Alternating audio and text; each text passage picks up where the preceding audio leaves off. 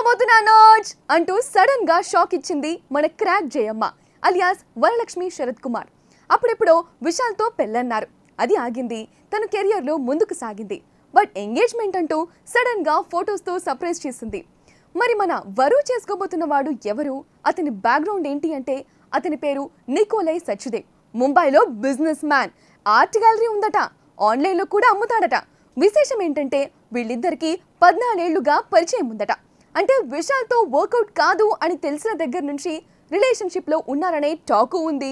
మరి ముంబైలో బిజినెస్ అంటే మాటలా, ఫుల్ బిజీ. ఇటు వరలక్ష్మి కూడా బిజీనే కదా, అందుకే కాస్త గ్యాప్ వచ్చిన తర్వాత నెక్స్ట్ ఇయర్ పెళ్లి చేసుకుంటారట. ఈలోగా మరింత గాఢంగా ప్రేమించుకుని వచ్చు. ఏమంటారు? ఏదేమైనా ఈ on screen villain off screen లో మంచి రొమాంటిక్ అన్నమాట.